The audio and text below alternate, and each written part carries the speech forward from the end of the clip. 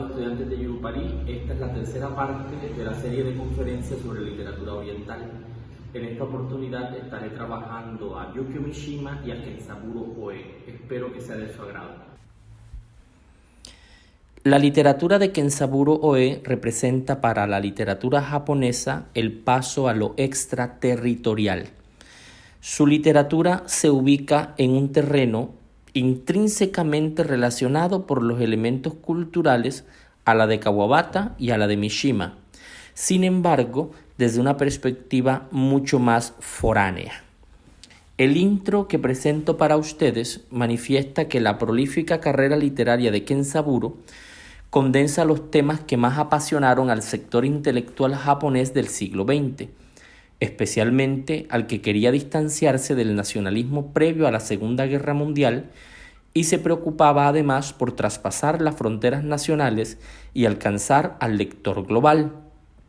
El movimiento inverso ya se había producido cuando Oe y los de su generación recibieron las ideas y técnicas de la literatura occidental, afluencia iniciada con la reapertura de Japón al mundo a mediados del siglo XIX. En este sentido, la literatura de Kenzaburo se mueve en dos direcciones. Por un lado, se desprende de la visión de entreguerras y de la visión un tanto legendaria de Kawabata, que se vincula a la idea del nacionalismo previo e inmediatamente posterior a la Segunda Guerra Mundial. Kawabata representa la primera fase, como se los dije en la primera charla, Mishima la segunda y Kenzaburo la tercera. En este momento de la literatura japonesa, la apertura hacia la cultura de Occidente es inevitable, de modo que la escritura que Kenzaburo implementa ya piensa más que todo en un lector global. El movimiento inverso, como se los comenté hace un momento, era el que presentaba al Japón como un receptor de las influencias de la literatura occidental. En este momento, ya Kenzaburo se pone en un plano extraterritorial para dialogar de tú a tú con la literatura de Occidente. No que la literatura de Kawabata y de Mishima no lo hayan hecho, claro que no, pues estos dos autores también tuvieron una repercusión mundial. Incluso el caso de Kawabata fue dado a conocer en mayor medida por la obtención del Nobel. La apertura se da en el momento en que Kenzaburo decide explorar temas que no solo tenían que ver con el Japón, sino con otras culturas. O, además de eso, tratar de tomar los temas del Japón y relacionarlos con los de otras culturas.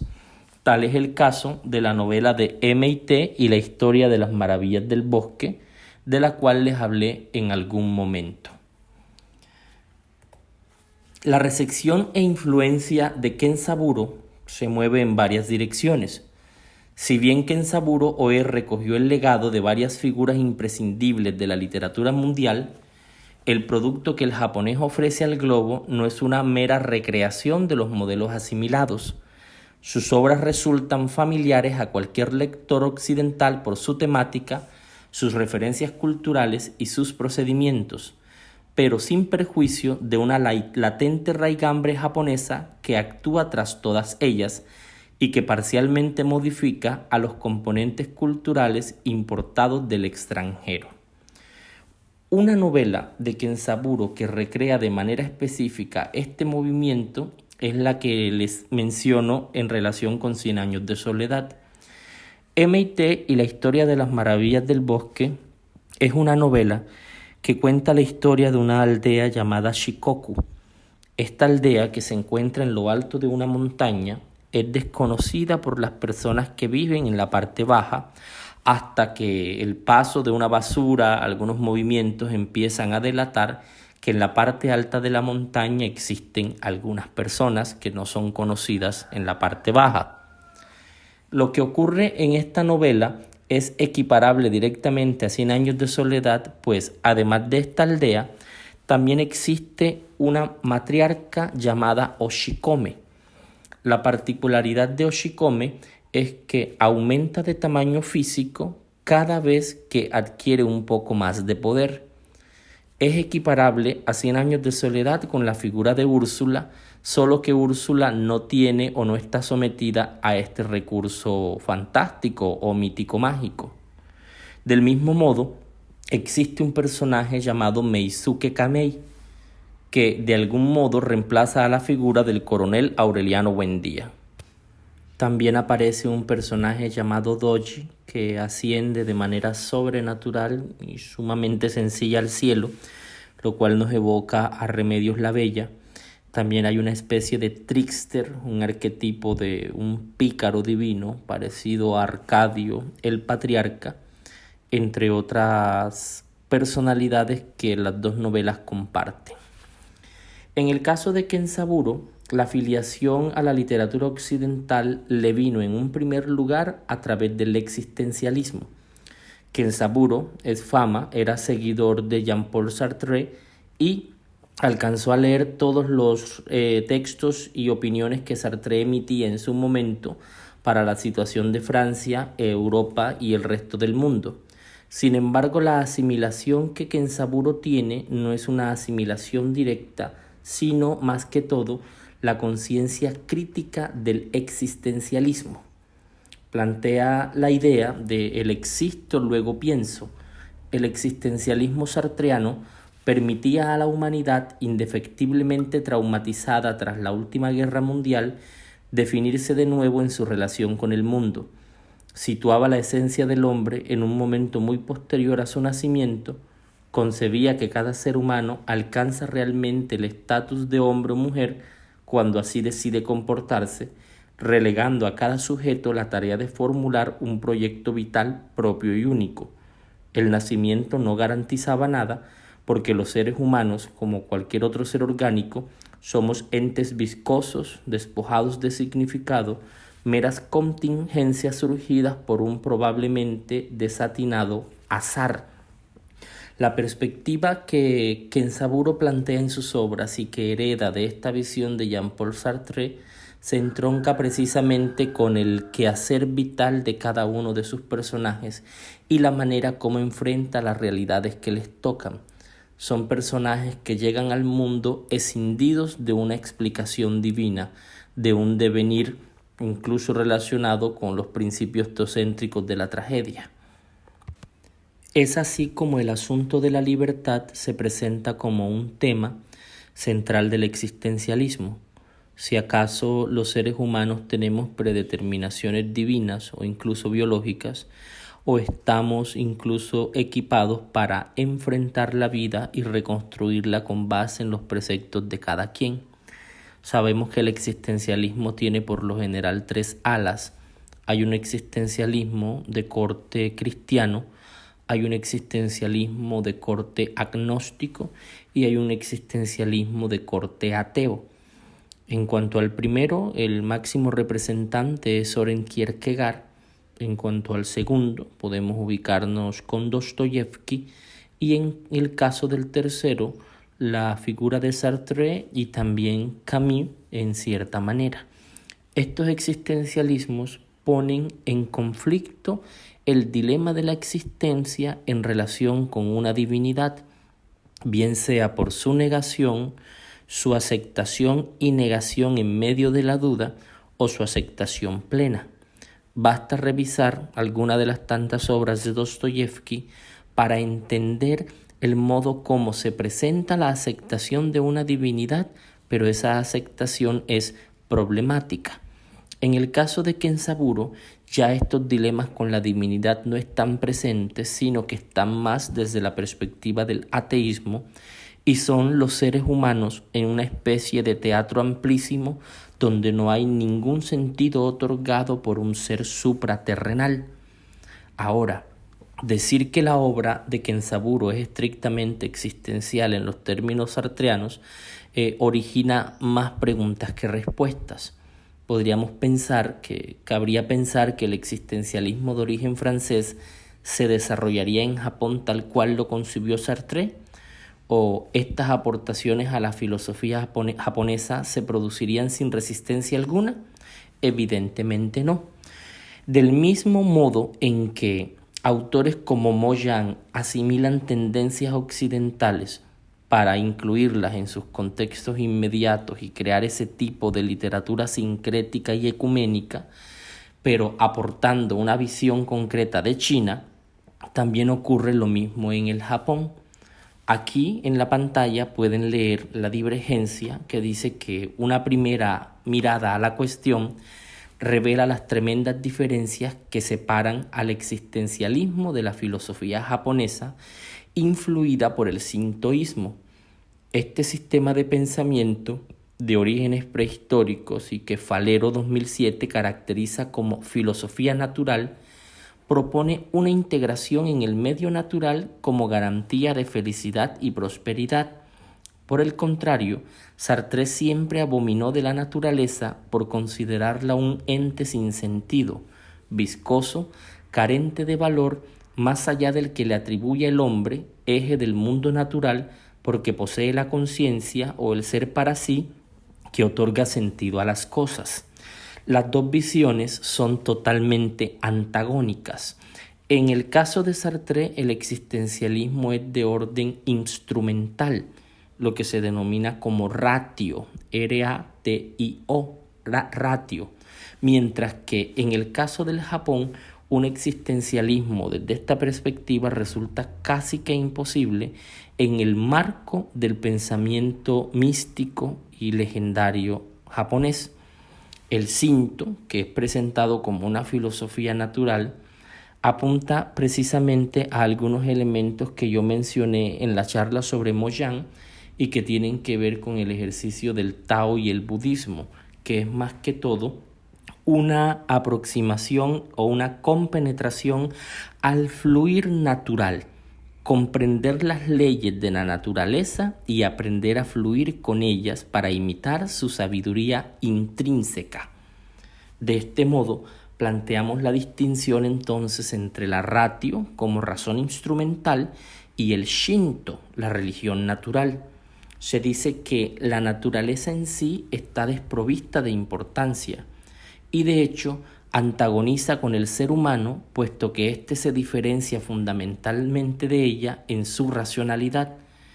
Esta oposición al mundo, especialmente al natural, constituía un ingrediente clave en las culturas occidentales desde que fue implantado en los albores de la modernidad occidental. Es decir, que el ser humano se presentaba como el centro del mundo y a partir de ser ese centro se encargaba de organizar la realidad que entre la que se contaba la naturaleza que estaba a su disposición. Esto es una razón totalmente instrumental. Sin embargo, en la perspectiva oriental, la naturaleza no es vista como un objeto a disposición y control del ser humano, sino como un elemento integrador. Aquí entran en choque dos visiones de lo físico y lo metafísico. Contra esta visión peyorativa de la naturaleza, ligada al pragmatismo y utilitarismo propio del capitalismo más liberal, tanto el sintoísmo como el budismo, muy conocida por ello resulta su variante zen, reservan a la naturaleza el trono de la autenticidad, de la espontaneidad y de la creatividad. En ningún momento estorba a la labor del hombre, sino que la dirige y la inspira en pro de una armonía integral que funde al universo con todos los seres que lo habitan. En Oriente, las distinciones religiosas también son marcadas, pero no tanto como en las religiones que han sido asimiladas por Medio Oriente y Occidente. Sabemos que en esa zona del mundo las religiones se les conoce como cultos éticos y resaltan tres que son el sintoísmo, el budismo con su variante de budismo zen y también el taoísmo, que ven a la naturaleza, tal como lo comenté hace unos momentos, como una especie de esencia integradora a la que hay que aprender a comprender para fluir con ella. Ahora, ambas posturas coinciden, sin embargo, al calificar de contingente la existencia del mundo, aunque lo hacen con intereses distintos. Para el existencialismo, el mundo es contingente y además innecesario. Por este motivo, la existencia mundana no tiene sentido alguno. Por otro lado, para la tradición japonesa, como explica el taoísmo contenido en el Zen, el mundo también es contingente, pero concebirlo en términos de necesidad es irrelevante, pues al fin y al cabo es el hombre el que ha de adaptarse y fluir con sus propias condiciones naturales. En ambas visiones el mundo es problemático, pero los modos que tenemos de relacionarnos con él es diferente en uno y otro caso. La literatura de Kenzaburo resulta enriquecedora porque establece una relación entre Oriente y Occidente por la vía metafísica y existencialista, algo que hará un congénere de Kenzaburo, que es Gao Xingqiang. Digo congénere, aunque uno es japonés y el otro chino, porque pertenecen a la cultura oriental, que si bien tienen diferencias, también comparten muchos puntos en común. La literatura de Kenzaburo es una literatura sobre el dolor y la búsqueda. En alguna entrevista, Kenzaburo, citando a Faulkner, afirmó que entre la pena y la nada, elegía la nada, que prefería el infierno de la vida cotidiana. Estas percepciones de la vida en Kenzaburo terminaron de agudizarse por el nacimiento de su hijo Ikari, quien padeció de un tumor cerebral, y al momento de la operación el niño quedó con autismo y con graves lesiones. En ese entonces, Kenzaburo decide viajar a Hiroshima para confraternizarse con las víctimas y de algún modo paliar su dolor, y decide aceptar la situación que le ha puesto la existencia conflictiva del hijo, que terminaría convirtiéndose en uno de sus mayores motores de inspiración. Sobre ese viaje, Kenzaburo escribió Notas sobre Hiroshima o Notas de Hiroshima.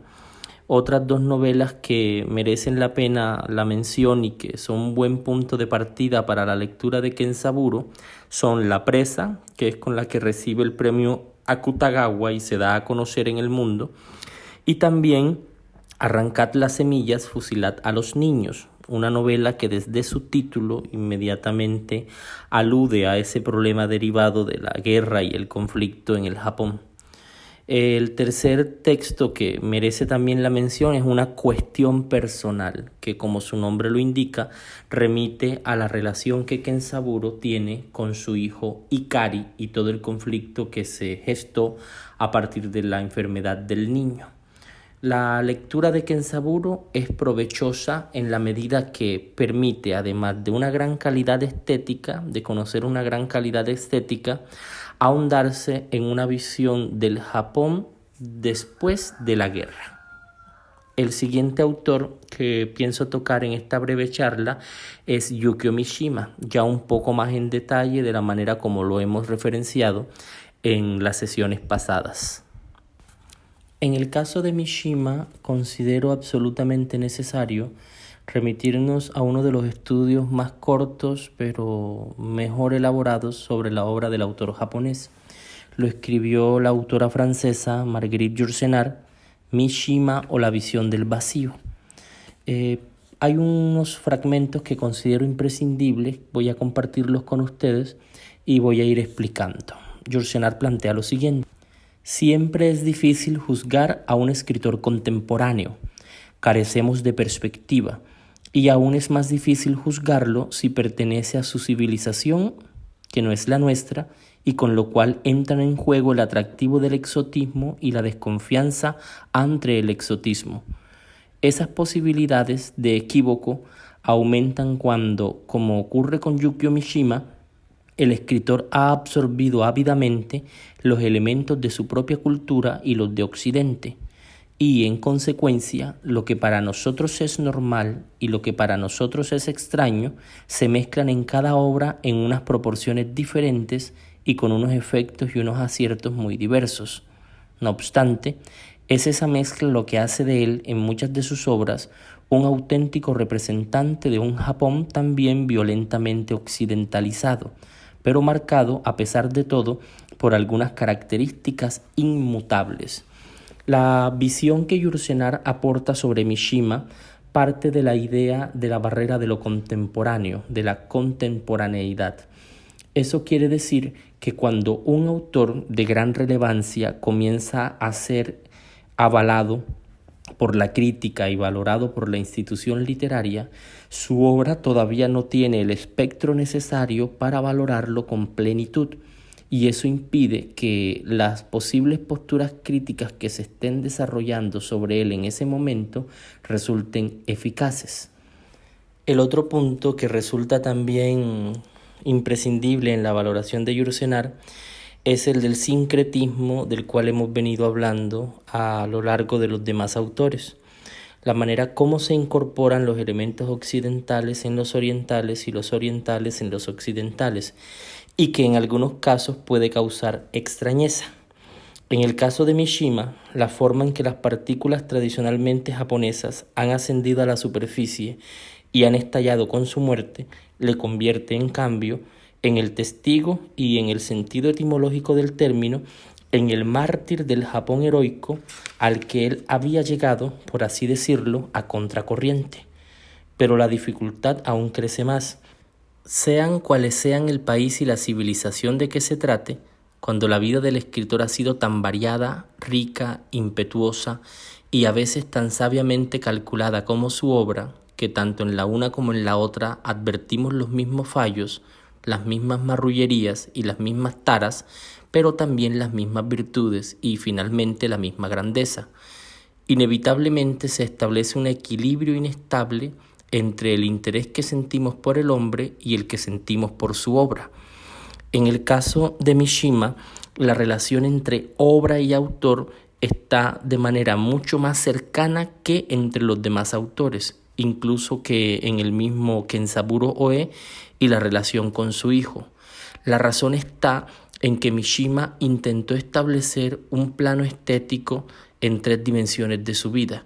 En el campo literario, que él vinculaba al hecho de su alma, de su composición como humano, en su cuerpo, que él modelaba y modulaba a través de las técnicas samurái, y en su espíritu, que era una especie de predicación muy cercana a las tradiciones del Shinto y el budismo, del cual hemos venido hablando. De ese modo, en su literatura es rastreable la transformación que Mishima presenta y también la transformación que se evidencia en sus obras. Ya se acabó el tiempo en que se podía saborear Hamlet sin preocuparse mucho de Shakespeare. La burda curiosidad por la anécdota biográfica es un rasgo de nuestra época, decuplicado por los métodos de una prensa y de unos media que se dirigen a un público que cada vez sabe leer menos. Todos tendemos a tener en cuenta no solamente al escritor, que por definición se expresa en sus libros, sino también al individuo, siempre forzosamente difuso, contradictorio y cambiante, oculto aquí y visible allá, y finalmente, quizás sobre todo, al personaje, esa sombra o ese reflejo que el propio individuo, y este es el caso de Mishima, contribuye a proyectar a veces por defensa o por bravata, pero más allá o más acá de las cuales el hombre real ha vivido y ha muerto en ese secreto impenetrable que es el de cualquier vida. Hay ahí muchas posibilidades de errores de interpretación. Hagamos caso omiso de ellas, pero recordemos siempre que la realidad central hay que buscarla en la obra. En ella es donde el escritor ha preferido escribir o se ha visto forzado a escribir lo que al fin y al cabo importa. Y sin duda alguna, la muerte tan premeditada de Mishima es una de sus obras. Sin embargo, una película como Patriotismo, un relato como la descripción del suicidio de Isao en Caballos Desbocados, proyectan su luz sobre el final del escritor y lo explican en parte, mientras que la muerte del autor a lo sumo autentifica las obras sin explicarlas.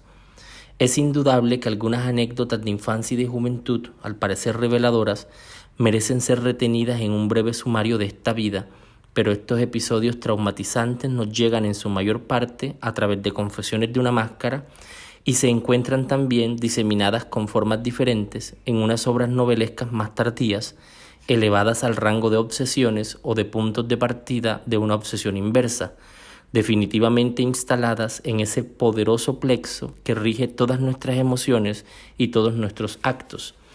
Interesa ver cómo esos fantasmas crecen y decrecen en la mente de un hombre igual que las fases de la luna en el cielo, y es indudable que algunos relatos contemporáneos, más o menos anecdóticos, algunos juicios emitidos en vivo como una instantánea imprevista, sirven a veces para complementar, para verificar o contradecir el autorretrato que el propio Mishima ha hecho de esos incidentes o de esos momentos choque. Solo a través del escritor podemos oír sus vibraciones profundas, como cada uno de nosotros oye desde dentro su voz y el rumor de su sangre. Lo más extraño es que muchas de esas crisis emocionales del niño o del adolescente Mishima nacen de una imagen sacada de un libro o de una película occidental a los que el joven japonés, nacido en Tokio en 1925, se abandonó. El muchachito que se deshace de una bella ilustración de su libro de estampas porque su criada le explica que se trata no de un caballero como él cree, sino de una mujer llamada Juana de Arco, experimenta el hecho como engaño que le ofende en su masculinidad pueril. Lo interesante para nosotros es que fuese Juana la que le inspiró esa reacción y no una de las numerosas heroínas del kabuki disfrazada de hombre. En la famosa escena de eyaculación ante una fotografía del San Sebastián de Guido Reni, el excitante hallado en la pintura barroca italiana se comprende tanto mejor cuanto que el arte japonés, incluso en sus estampas eróticas, nunca conoció como el nuestro la glorificación del desnudo. Aquel cuerpo musculoso, pero en el límite de sus fuerzas, postrado en el abandono casi voluptuoso de la agonía, no lo habría dado ninguna imagen de un samurái entregado a la muerte. Los héroes del Japón antiguo aman y mueren con su caparazón de seda y acero. Otros recuerdos choques son, por el contrario, exclusivamente japoneses. Mishima no olvida el del bello cosechador del suelo nocturno, eufemismo poético que quiere decir vendimiador, figura joven y robusta que desciende por la colina con el resplandor del sol poniente. Esta imagen es la primera que me atormentará, dirá el autor, y la que me ha aterrado toda la vida.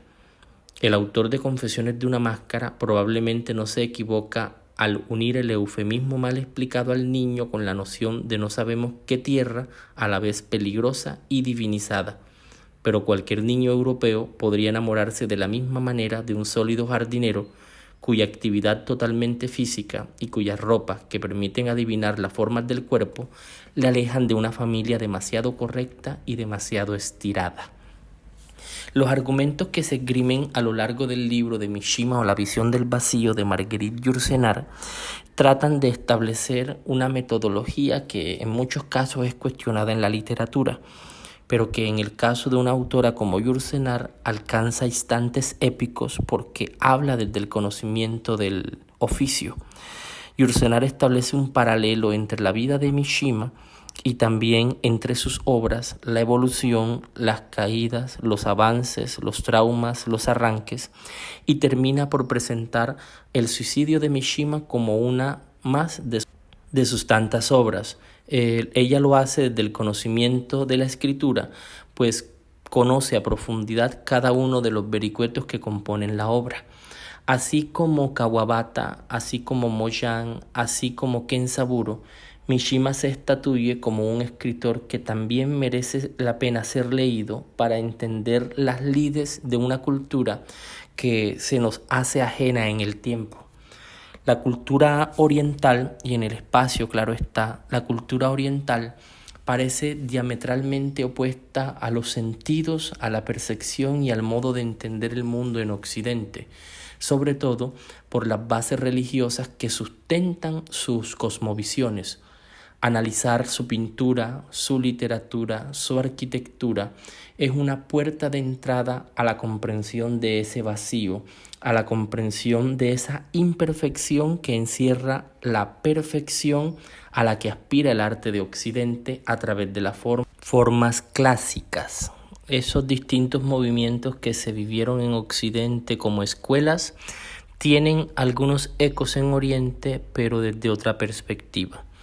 El autor que incorpora en un grado mayor esos elementos de Occidente en un sentido mucho más profundo con Oriente es Gao Xingyan, el premio Nobel del año 2000, chino, radicado en Francia, y que puede ser uno de los autores que tocaremos más adelante.